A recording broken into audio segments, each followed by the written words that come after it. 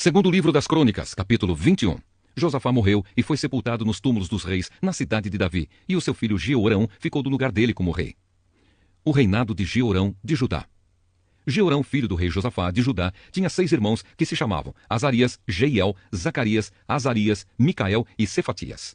Josafá deu a eles muitos presentes de prata e ouro e objetos de valor. E a cada um entregou o governo de uma das cidades de Judá, que eram protegidas por muralhas. Mas ele escolheu Jeorão, o filho mais velho, para ser o rei depois dele. Quando se tornou rei, Jeorão se firmou no poder e então mandou matar todos os seus irmãos e também algumas das altas autoridades de Israel. Jeorão tinha 32 anos de idade quando se tornou rei e governou 8 anos em Jerusalém. A mulher dele era filha do rei Acabe, de Israel, e por isso Jeorão seguiu os maus caminhos de Acabe e dos outros reis de Israel. Jeorão pecou contra Deus, o Senhor, mas o Senhor não quis acabar com os descendentes do rei Davi, pois havia feito uma aliança com Davi, prometendo que os seus descendentes sempre seriam reis. Durante o reinado de Jeorão, o país de Edom se revoltou contra Judá e se tornou independente.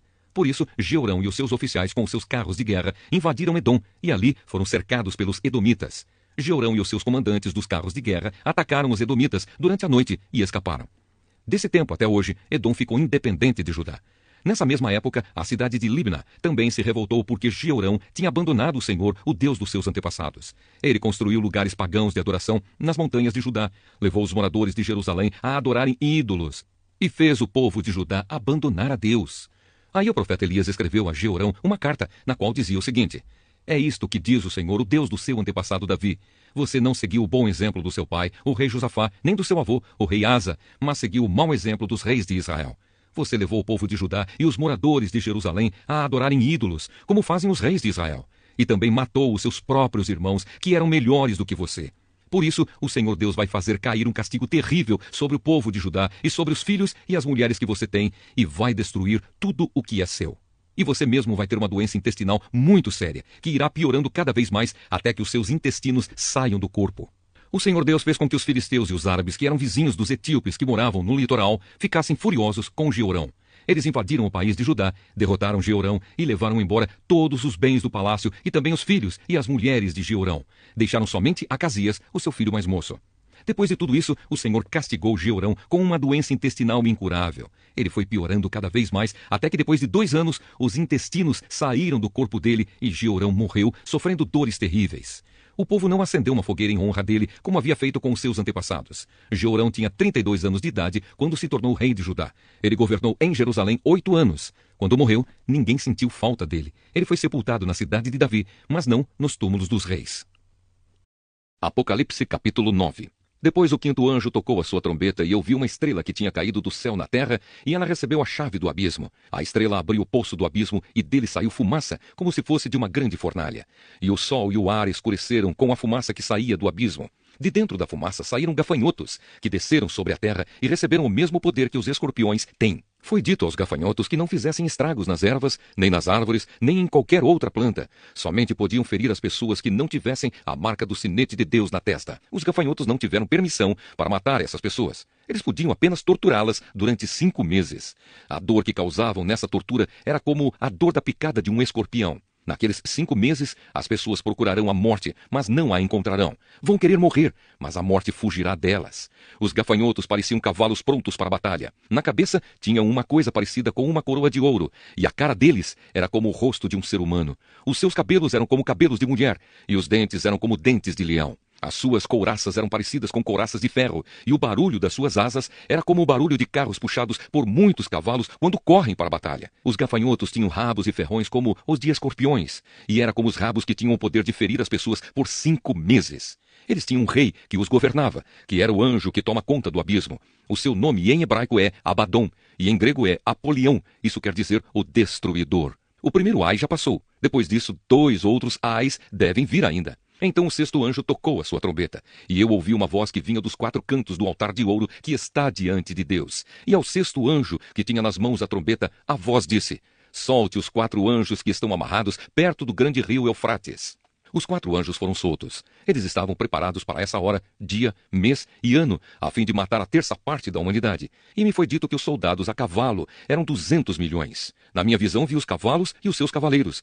Os cavaleiros tinham no peito couraças vermelhas como fogo, azuis como safira e amarelas como enxofre. A cabeça dos cavalos era como cabeça de leão, e da boca deles saía fogo, fumaça e enxofre. A terça parte da humanidade foi morta por estas 3 pragas: o fogo, a fumaça e o enxofre que saíam da boca dos cavalos. Pois o poder dos cavalos está na boca deles e também no rabo. O rabo parecia uma cobra, com a cabeça na ponta dele, e com ele os cavalos feriam o povo. O resto da humanidade, isto é, todos os que não tinham sido mortos por essas pragas, não abandonou aquilo que eles haviam feito com as suas próprias mãos. Eles não paravam de adorar os demônios e os ídolos de ouro, de prata, de bronze, de pedra e de madeira, que não podem ver, nem ouvir, nem andar. Também não se arrependeram dos seus crimes de morte, nem das suas feitiçarias, nem da sua imoralidade sexual, nem dos seus roubos.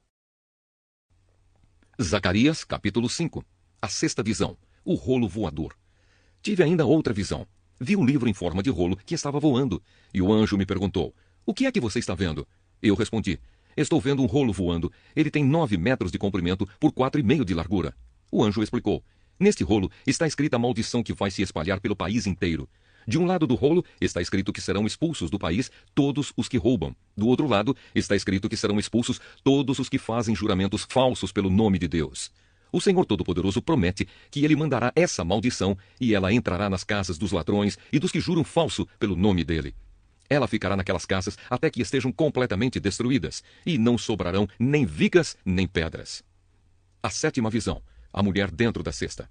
O anjo que havia falado comigo voltou e me disse: "Olhem o que vem vindo agora." "O que é isto?" eu perguntei. Ele respondeu: "É uma cesta, e ela representa os pecados do povo deste país." A cesta tinha uma tampa de chumbo. Levantaram a tampa e lá dentro estava uma mulher sentada. O anjo explicou: "Esta mulher representa a maldade." Então ele a empurrou para o fundo da cesta e fechou a tampa. Olhei e vi 2 mulheres que tinham asas como as da cegonha.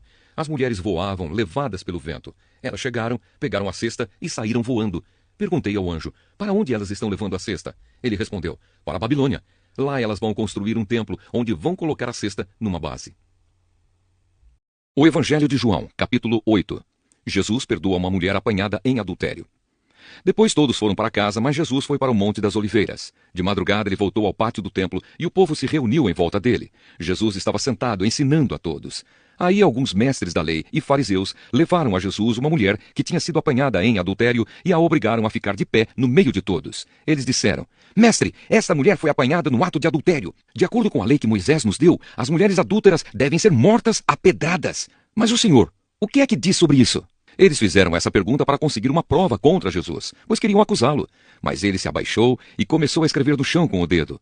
Como eles continuaram a fazer a mesma pergunta, Jesus endireitou o corpo e disse a eles: "Quem de vocês estiver sem pecado, que seja o primeiro a atirar uma pedra nesta mulher." Depois abaixou-se outra vez e continuou a escrever no chão. Quando ouviram isso, todos foram embora um por um, começando pelos mais velhos. Ficaram só Jesus e a mulher, e ela continuou ali, de pé.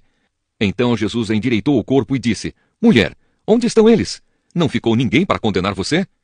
"Ninguém, Senhor", respondeu ela. Jesus disse: "Pois eu também não condeno você. Vá, e não peque mais." Jesus, a luz do mundo. De novo Jesus começou a falar com eles e disse: "Eu sou a luz do mundo. Quem me segue nunca andará na escuridão, mas terá a luz da vida." Os fariseus disseram a Jesus: "Agora você está falando a favor de você mesmo.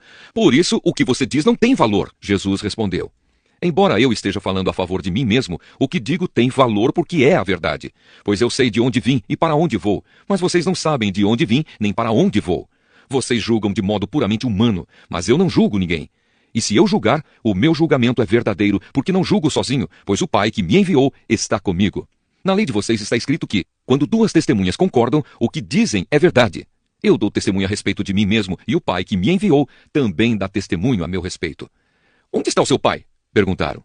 Jesus respondeu: "Vocês não me conhecem e também não conhecem o meu Pai. Se de fato me conhecessem, conheceriam também o meu Pai." Jesus disse essas coisas quando estava ensinando no pátio do templo, perto da caixa das ofertas. Ninguém o prendeu porque ainda não tinha chegado a sua hora. Quem é Jesus? Jesus disse outra vez: "Eu vou embora e vocês vão me procurar, porém morrerão sem o perdão dos seus pecados. Para onde eu vou, vocês não podem ir." Os líderes judeus disseram: "Ele diz que nós não podemos ir para onde ele vai. Será que ele vai se matar?" Jesus continuou: vocês são daqui de baixo e eu sou lá de cima. Vocês são deste mundo, mas eu não sou deste mundo. Por isso eu disse que vocês vão morrer sem o perdão dos seus pecados. De fato, morrerão sem o perdão dos seus pecados se não crerem que eu sou quem sou. Quem é você? Perguntaram a Jesus. Ele respondeu: desde o começo eu disse quem sou. Existem muitas coisas a respeito de vocês das quais eu preciso falar e as quais eu preciso julgar. Porém, quem me enviou é verdadeiro, e eu digo ao mundo somente o que ele me disse. Eles não entenderam que ele estava falando a respeito do Pai.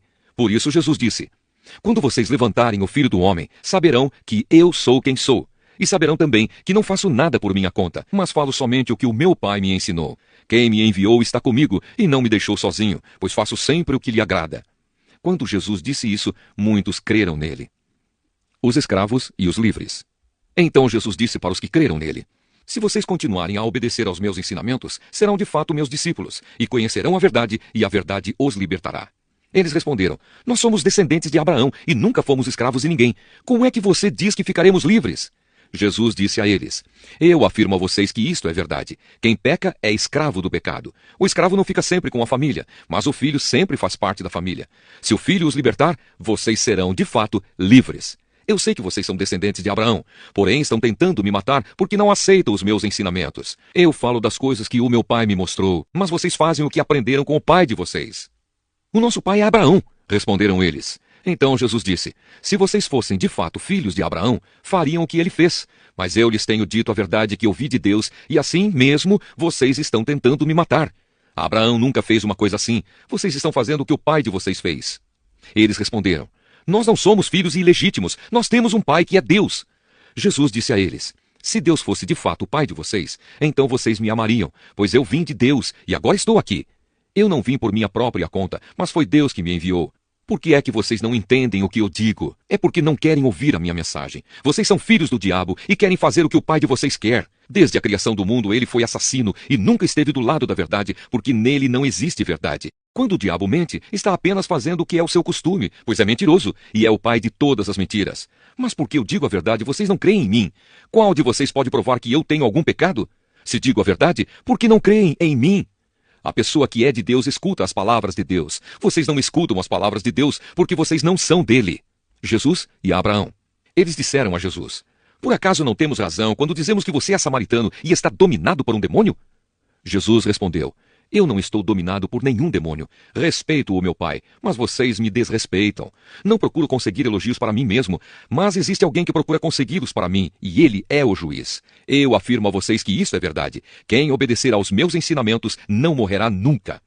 Então eles disseram: agora temos a certeza de que você está dominado por um demônio. Abraão e todos os profetas morreram, mas você diz: quem obedecer aos meus ensinamentos não morrerá nunca. Será que você é mais importante do que Abraão, o nosso pai, que morreu? E os profetas também morreram. Quem você pensa que é? Ele respondeu: se eu elogiasse a mim mesmo, os meus elogios não valeriam nada. Quem me elogia é o meu Pai, o mesmo que vocês dizem que é o Deus de vocês. Vocês nunca conheceram a Deus, mas eu o conheço. Se eu disser que não o conheço, serei mentiroso como vocês. Mas eu o conheço e obedeço ao que ele manda. Abraão, o pai de vocês, ficou alegre ao ver o tempo da minha vida. Ele viu esse tempo e ficou feliz. Você não tem nem 50 anos e viu Abraão? Perguntaram eles. Eu afirmo a vocês que isto é verdade. Antes de Abraão nascer, eu sou, respondeu Jesus. Então eles pegaram pedras para atirar em Jesus, mas ele se escondeu e saiu do pátio do templo.